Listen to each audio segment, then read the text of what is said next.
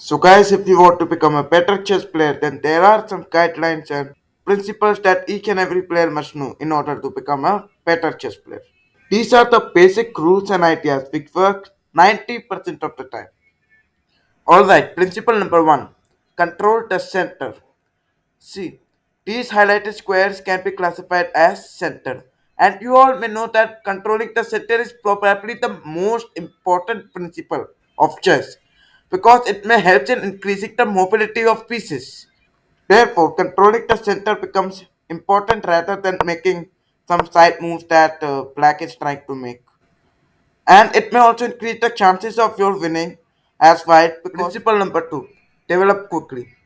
So, development in chess doesn't mean bringing our pieces to a better position like we have done here.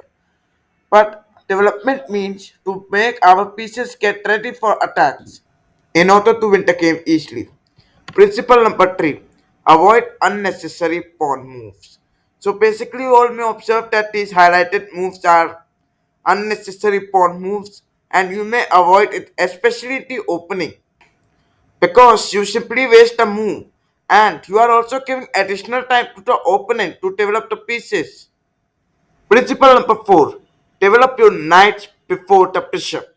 So you may all observe that many of the players play bishop to c4 first in this position, bishop to c4, bishop to b5 or to e2. But according to computer analysis, we must play knight to c3 because you are going to develop the knight as well as you can control the center, and you all may observe that your bishop has an open diagonal already, so it's better to develop knights before. And you may play g3 or b3 for developing the bishops. And principle number 5, don't play the same piece twice in the opening. Here in this position, after the opponent continues with knight to f6, basically for developing the knight, here again there is no use of playing knight to x5, yet black continues playing it, which is a kind of waste. We should never play such moves during the opening because it may affect your game and white may develop its pieces and may be ready for its game. So it's better to develop the pieces rather than playing the same piece twice. Principle number 6, never bring the queen early in the opening. So here white continues playing queen to h5. So it is a kind of blunder because black will be playing knight to f6, creating an attack over the queen. And now you may be observing that the whole opening, white is going to move his queen. Queen comes to e5. Again, queen is under attack, so queen goes to c4. Now, again there queen is under attack. And you may observe that black has developed his pieces, which is a good point for black. Principle number 7, castle quickly. So you all may understand that castling is quite important for king's safety, as you may observe that king is safe under those three pawns and you can develop your pieces and can make them ready for the attack to win the game easily.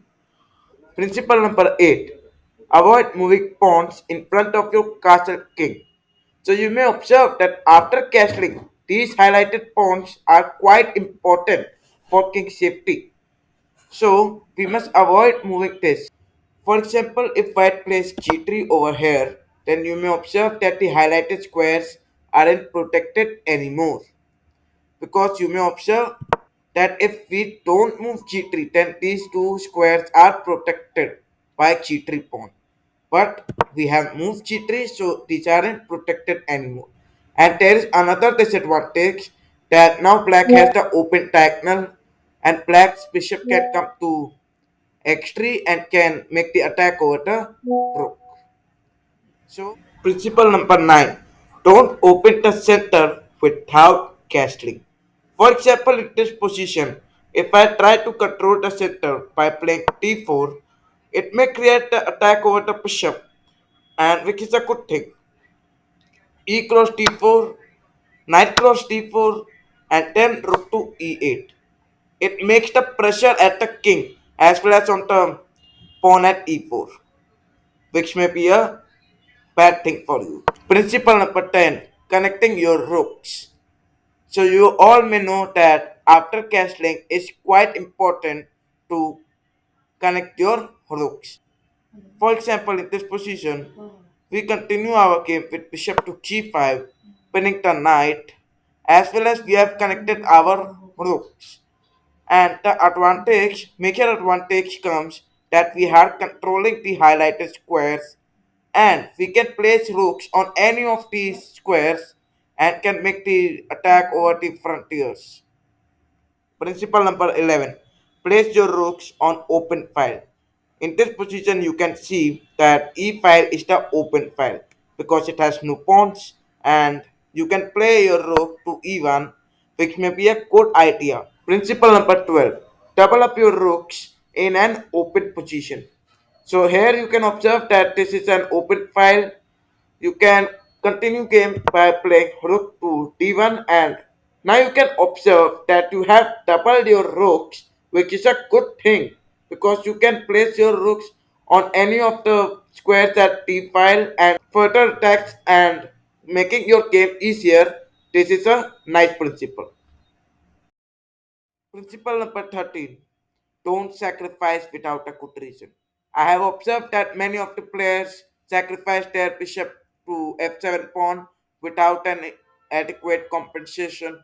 So it's necessary to sacrifice your pieces only when you have adequate compensation and you are sure that it would be helpful for your game.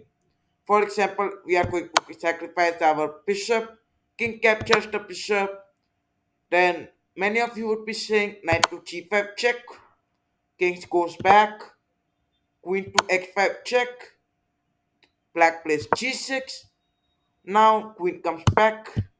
So here you have observed that you have wasted your move as well as you have lost your bishop, which is a bad thing.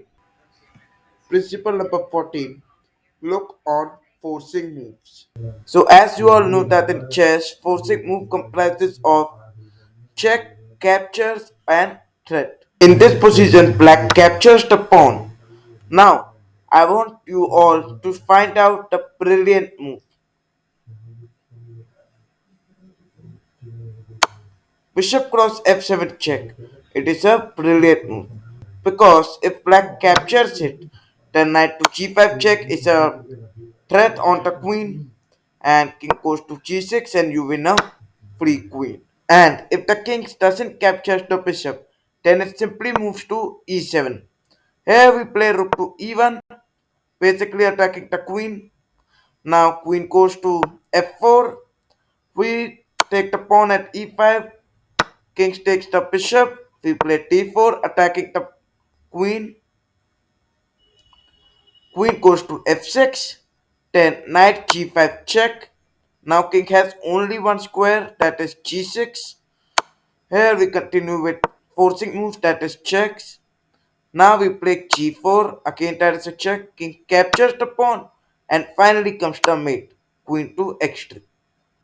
So hereby we must focus on forcing moves. Principle number 15. Knights at the center are very useful. For example, in this position, black continues the game with knight to a6. Now, the most important thing is that if we control the center, then we are going to control 8 squares each. Means both the knights are controlling 8 squares each. And if we can observe that black moves side knights which only controls 4 squares each. So it's better to move the knights at the center rather than making the knight move to side. Principle number 16. Avoid trading bishop for a knight. So in this position, many of you would be thinking to take the knight simply for a trade, but basically it's not a good idea because you can observe that both these pieces have a worth of 3 points. So it's better not to give up our bishop to such pieces like a knight. Rather than you can also keep the bishop for many important cases that generally happen in the chessboard. And you should try to take the knight only if you have a good reason to do. Principle number 17. Capture towards the center. For example, in this position, it's black move and black confirms it move knight cross b3. Here, knight can be captured with two pawns, that is a2 and c2. So basically, you can that the c pawn can move to c3 and can longer support the center, which is a good thing for white. So it's better to capture from side pawns because pawns may help in opening of rook also, as well as you can push your c pawn and can support the center. So these are the advantages for white. Principle number 18. Avoid double pawns. For example, in this position, we can observe that it's black move and black plays its move bishop cross f3. Here you can observe that you can capture it with queen as well as with the pawn. That is g cross f3. So it's better to capture with queen, but here white continues its move g cross f3. So basically you can observe that this guy is now blocked and cannot move further, and we must avoid double pawns. Principle number 19. Avoid isolated pawns. For example, in this position, we can observe that the highlighted pawns are isolated pawns. Why? Because you can observe that pawns do not have a supporter behind. For example, here you look that the c3 pawn has supporters, two supporters that are one is d2 and is p2.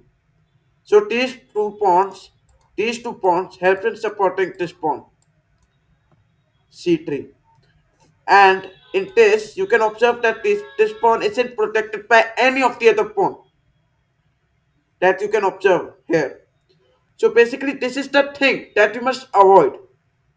Principle number 20. If possible, attack with the tempo. For example, in this position, you can observe that we are going to play knight to c3. Basically, there are two advantages of playing knight to c3. One is that you have developed your knight as well as you are creating the attack over the queen. Here queen goes to g5. Now we can play two moves here. One is the knight f3 because again we are developing the knight as well as we are creating the attack over the queen at the same time. Or we can continue our game with d4. Now you can observe that you have developed both of your bishop as well as you are attacking with tempo. That means that you are creating the attack over the queen at the same move as well as you have developed your pieces. So basically this is the thing that I want to show you.